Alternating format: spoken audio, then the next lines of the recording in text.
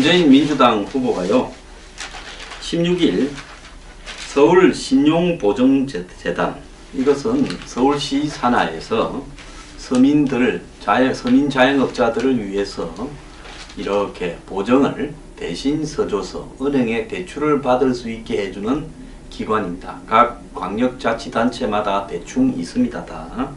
여기에서 자신의 그 경제 관련 모임 회의를 열고 가계부채가 매우 위험하다. 그래서 가계부채 총량 관리제 그리고 대부업 이자 제한 등을 언급을 하면서 해수 불능 채권을 203만 명에 대해서 22조 6천억의 채무를 감면해 줘야 된다라는 이야기를 했습니다.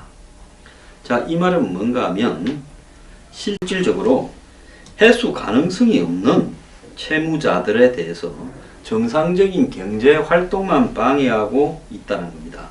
이런 이 채무자가 203만 명이나 된다는 거고, 그 사람들이 가지고 있는 이 채무액이 22조 6천억이라는 건데요.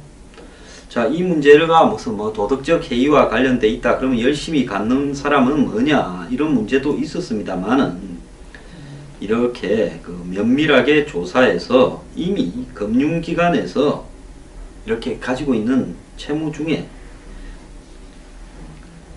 103만 명의 11조 6천억의 채무는 해수불능이라고 해서 이렇게 소각하기로 되어 있고, 이 이외에도 100만 명 11조 원 규모의 떠돌이 장기 연체 채권을 정리를 하기로 했다는 겁니다.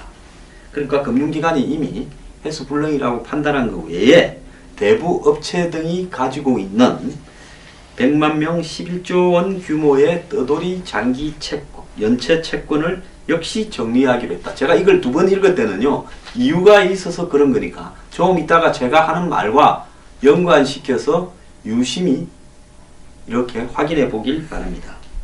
이는 제1금융권에서 제2금융권 등으로 2회 이상 매각 절차를 거치고 보통 10년 이상 이자가 연체된 채권이라는 겁니다. 보통 이 정도 되는 채권은 부실 채권인데 시장에서 원금의 1%, 즉 채권액이 100만 원이면 만원 정도에 팔려가지고 은행에서 제2금융권으로, 제2금융권에서 제3금융권으로 가면 갈수록 싸게 되는 거죠. 그러니까 우리가 옷이 백화점에서는 한 80%에 팔다가 세일하면 나중에 백화점에서 다시 아울렛으로 가면 한 5, 60%에 팔다가 아울렛에서 이제 뜰이 판매하는 데로 가면 한 20%로 팔리는 거와 비슷한 이치입니다.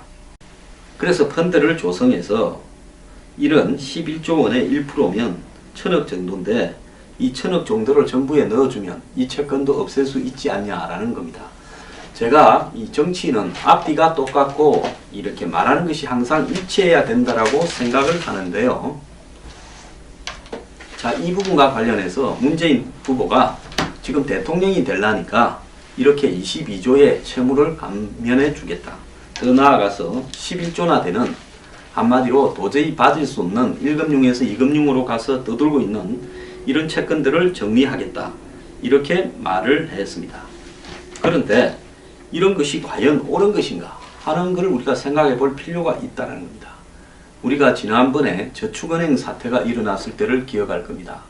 50조 이상의 피해가 발생했습니다. 저축은행이 DJ 정권 때 무슨 상호부금 이런 이름을 가진 희한한 형태의 기관들을 저축은행이라고 이름을 해줬더만은 수십 개가 생겨가지고 막 돈을 받았다가 부동산 붐 때 저축은행 그 오너들이 빼돌리고 또 일방적으로 막 대출해줬다가 떼이고, 그리고 그 돈을 갖고 무슨 딴 데 쓰고, 그리고 뭐 정치인들한테 또 뒷막는다고 뒷돈 주고, 이렇게 해서 50조의 사고가 났고, 그 다음에 부산저축은행 같은 경우에도 수많은 사람들이 이렇게 돈이 떼였습니다. 5천만 원까지만 보장해준다 이러는데 그걸 모르고 5천만 원 이상 이렇게 했다가 피해를 본 사람들이, 그 사람들의 규모가 10만 명이 넘는 걸로 지금 나오고 있습니다.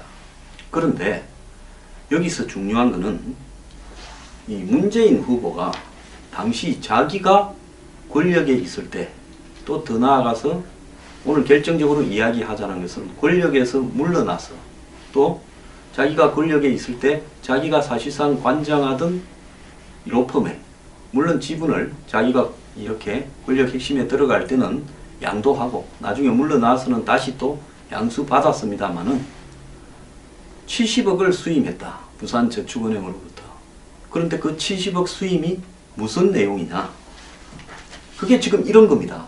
저축은행이 가지고 있는 후순위 채권, 즉 부실 채권에 대한 이 지급 명령을 소송을 집단 소송을 맡은 겁니다.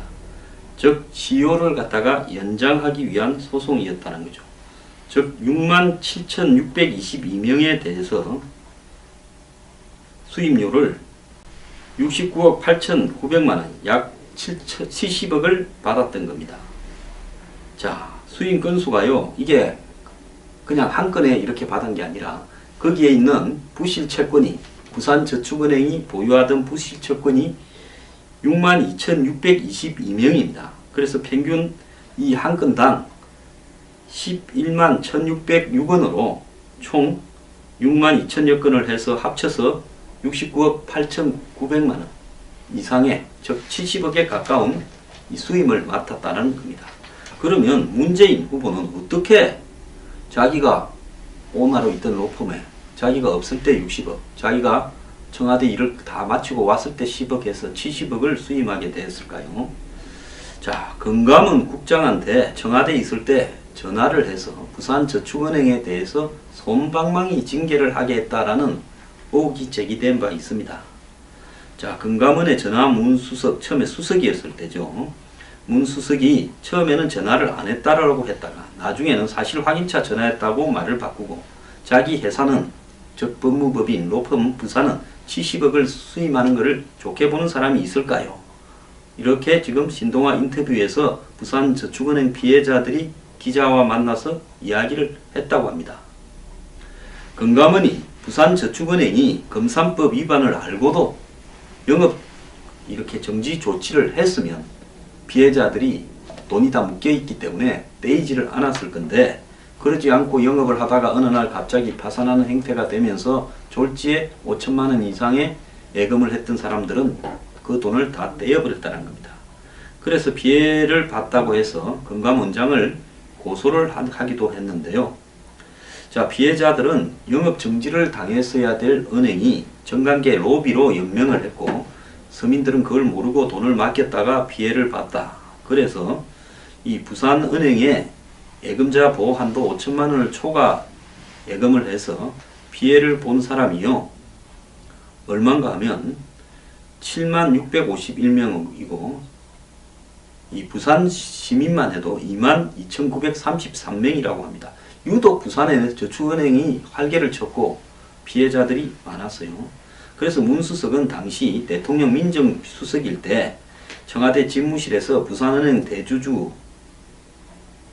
양길성 부속실장을 만난 자리에서 부산은행 대주주인 박형선을 양길성 대통령 1부속실장하고 같이 만난 자리에서 세 명이 있는 자리에서 당시 금감원 비은행 검사 1국장에게 전화를 했다라는 사실은 검찰 수사에서 드러났다고 합니다. 이 박형선이라는 인물은 진노그룹의 숨은 그 후원자 역할을 했던 인물입니다. 자, 그래서 이 부분과 관련해서 이 당시 의혹 제기를 이종혁 이 한나라당 의원이 2012년 3월에 했는데요. 자, 검찰은 이 이종혁 의원에 대해서 이 문재인 측에서 고소를 했겠죠. 그때 이제 총선 때니까. 근데 그 기에 대해서 이 혐의 없음이라고 했습니다. 즉 전화를 했다라는 그 사실은 그 인정을 하는 겁니다. 자, 그때 당시 유병태 국장이나 금감원 박형선이라고 부탁을 하러 갔던 사람의 진술에 의하면 2003년 문재인 민정수석이 부산저축은행 검사를 담당하던 유병태에게 철저히 조사하되 대량 인출 사태가 발생하지 않도록 신중히 처리해달라고 말한 사실은 인정이 되고요. 그 다음에 2004년부터 2007년 사이에 부실채권 지급명령 신청 등 사건 수임료로 부산 이저축은행이 문재인 법무법인 부산에 약 59억을 지불한 사실이 인정되고 사실에 부합된다라고 이야기를 했습니다. 자, 그런데요. 부산은행이 오늘 이야기하고 싶은 것은 이 문재인 후보의 수임에 관한 부분입니다. 문재인 후보는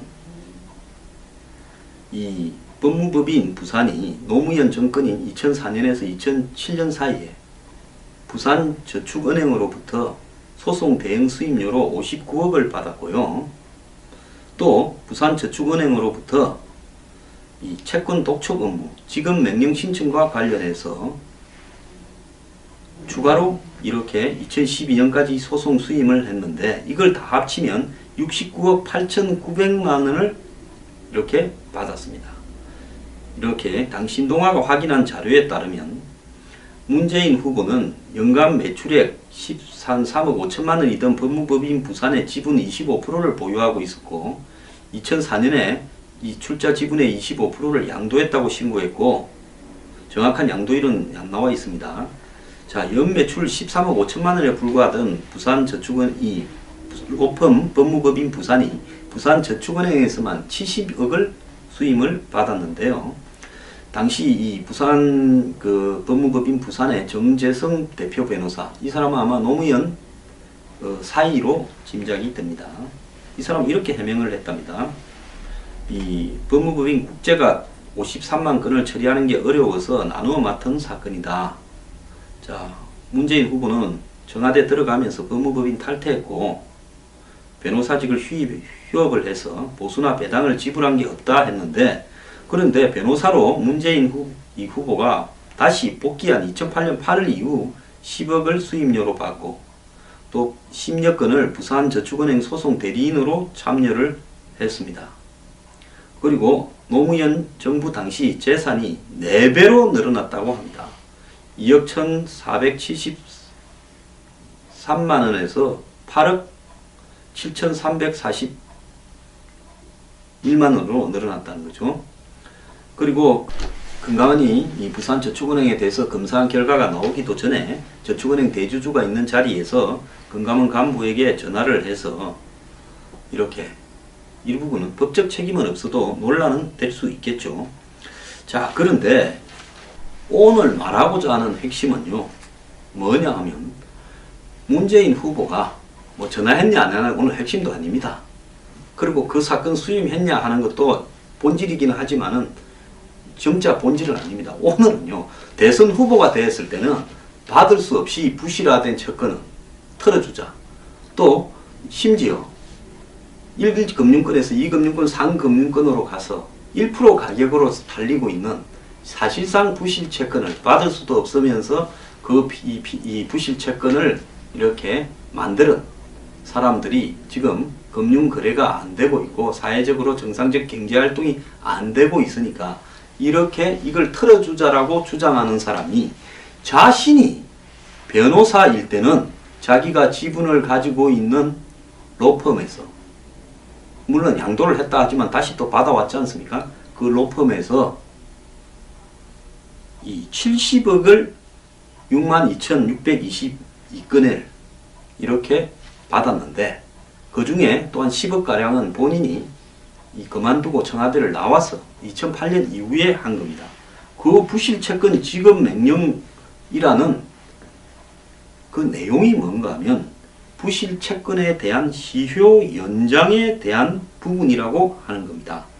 자, 이거는 뭔가 하면 악덕고리 대금 업자 격인 이 저축은행이 연체 채권에 대해서 가지고 있는 것, 지금 탕감해주자고 하는 그런 채권을 이렇게 가지고 있는 추심 시효를 5년에서 더 이렇게 연장을 시켜가 한 10년, 15년 연장을 시키는 이런 거를 통해서 지금 돈을 받아내기 위한 한마디로 역할을 수행했다라는 겁니다. 그 다음에 이거는요, 지난 2012년에 김무성 당시 새누리당 이 선거대책위원회 총괄본부장이 기자회견을 열어서 한 이야기입니다. 사실에 가깝겠죠. 법무법인 부산이 부천저축은행으로부터 외환카드와 기업은행 카드 고객 5만 명의 연체채권 채권 추심 시효를 5년에서 15년으로 연장하기 위해서 간단한 서류를 써주는 대가로 한 명당 14만원의 수임료를 받아 70억을 챙겼다. 자, 여기서 14만원이 아니라 계산을 하면 11만원 정도가 됩니다. 자, 그런데 중요한 거는 이 5만 명이 아니라 6만 2천 명 정도가 되죠. 아까 제가 말한 대로요. 그런데 여기서 중요한 거는 뭐냐 하면 이 받아내기 위한 부실 채권의 내용이 뭐냐. 부산저축은행이 가지고 있던 게 카드 회사가 외환카드와 기업은행 카드에서 카드를 쓰고 돈을 못 갚은 사람들한테 카드 회사가 받을 돈, 그게 채권 추심 내용이죠. 그게 만약에 이렇게 100억이라면 그걸 갖다가 저축은행이 뭐 한 10억이나 20억에 사와가지고 갖고 있던 돈이 이걸 받을 수 있는 시효가 5년으로 만료가 되니까 이걸 15년으로 연장하기 위해서 소송을 낸 부분이라는 겁니다. 그 일을 문재인 후보의 법무법인에서 했고 일부는 문재인 후보가 다시 돌아와서 이렇게 변호사 역할을 할 때 10억이 대행됐다는 겁니다. 자, 여기서 복잡한 사실을 간단하게 정리를 하겠습니다. 부산저축은행을 비롯해서 저축은행 사태는 50조가 넘는 사고를 낸 대행사고였고요. 그 중에서 실질적으로 돈이 떼인 5천만 원 이상을 저금해서 떼인 사람이 수만 명이었습니다. 부산 지역에만도요.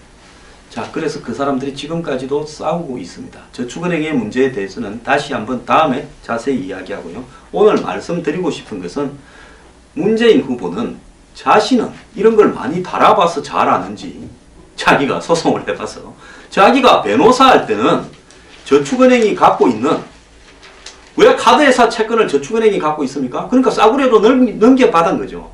이거 악독 고리대금업자죠. 끝까지 받으러 가겠다라는 걸 깡패 동원해서 받는지 뭐 괴롭혀서 받는지 어떨지 모르지만 갖고 있는 채권을 그게 이제 5년이 시효가 되니까 15년으로 연장시키기 위해서 6만 2천여 명에 대해서 한마디로 건당 11만원씩 해서 한 70억을 갖다가 받아서 했던 겁니다. 그런데 이제 자기가 돈 잘 벌었겠죠. 1년에 무슨 평균 수임이 13억 5천만원 정도밖에 안 되는 로펌이 이걸 했으니 떼돈 벌었겠죠. 이거야 서류만 써주면 되는 거지 무슨 복잡한 게 있겠습니까? 그런데 이제 자기가 대통령 후보가 되려고 하니까 이런 부실 채권을 가진 사람을 그게 액수가 이제 줄어들었어. 실질적으로 거래되는 액수는 원가에 비해서 매우 적으니까 털어주자는 겁니다. 얼마나 대비됐어요. 자기가 변호사일 때는 그 로펌이나 자신이 그걸 악착같이 받아내자라는 부분에 대해서 저축은행을 대신해서 소송을 해주는 시효 연장 소송을 해주는 변호사를 하다가 이제는 자기가 대통령 후보가 되니까 이걸 털어주자는 정책을 발표했다는 겁니다.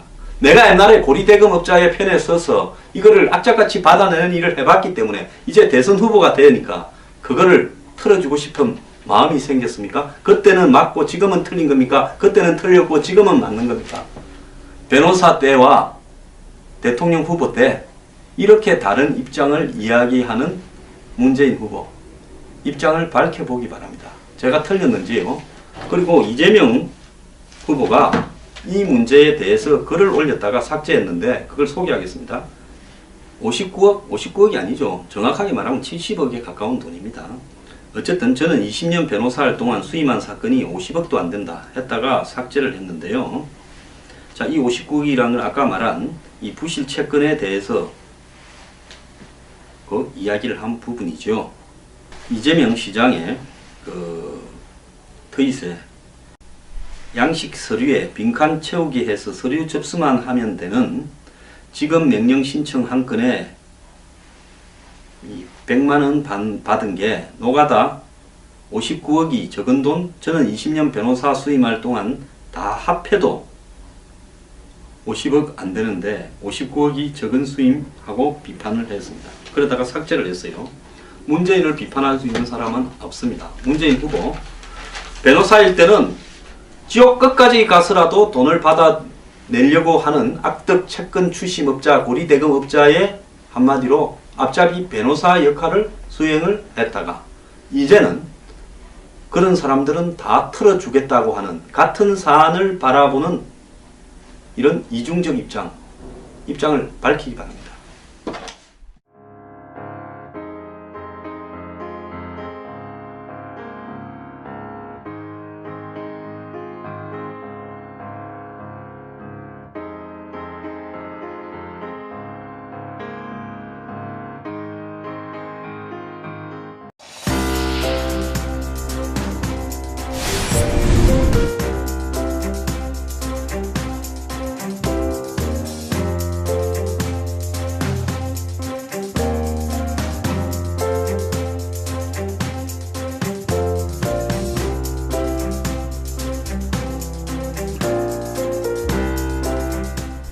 문재인 민주당 후보가요, 16일 서울 신용보증재단, 이것은 서울시 산하에서 서민 자영업자들을 위해서 이렇게 보증을 대신 서줘서 은행에 대출을 받을 수 있게 해주는 기관입니다. 각 광역자치단체마다 대충 있습니다. 다.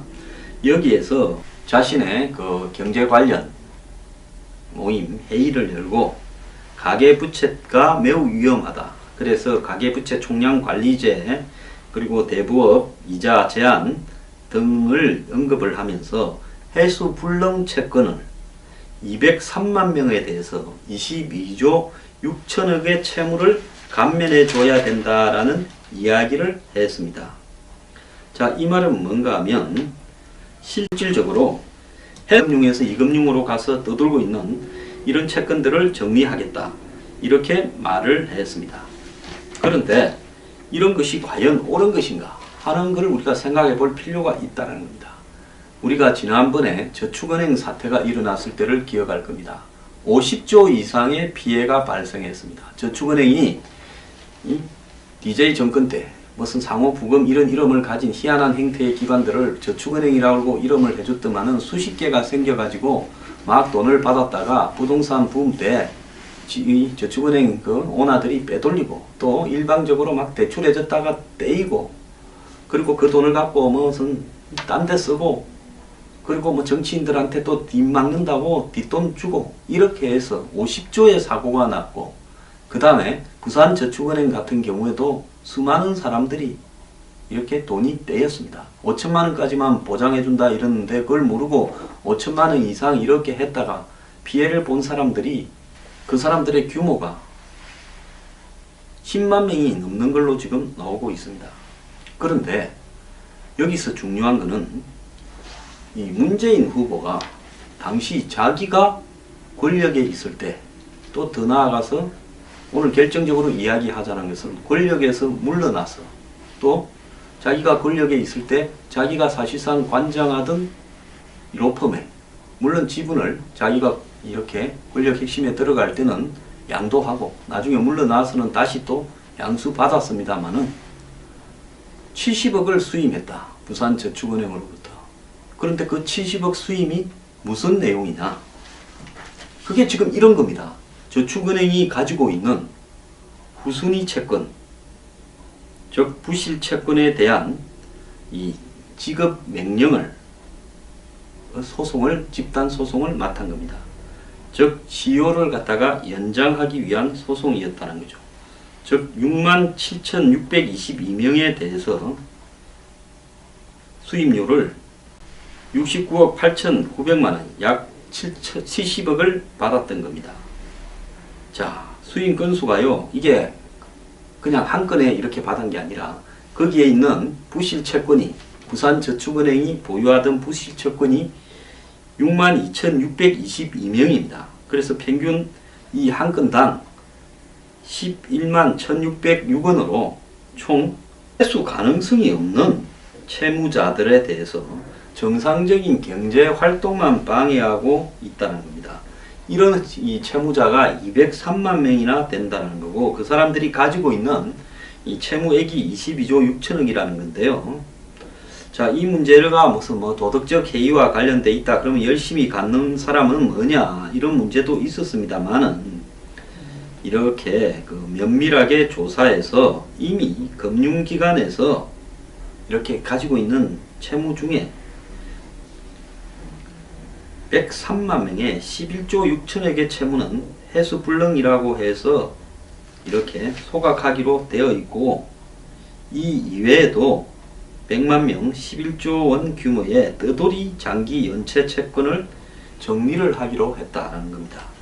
그러니까 금융기관이 이미 해수불능이라고 판단한 것 외에 대부 업체 등이 가지고 있는 100만 명 11조 원 규모의 떠돌이 장기 연체 채권을 역시 정리하기로 했다. 제가 이걸 2번 읽을 때는요, 이유가 있어서 그런 거니까 좀 이따가 제가 하는 말과 연관시켜서 유심히 이렇게 확인해 보길 바랍니다.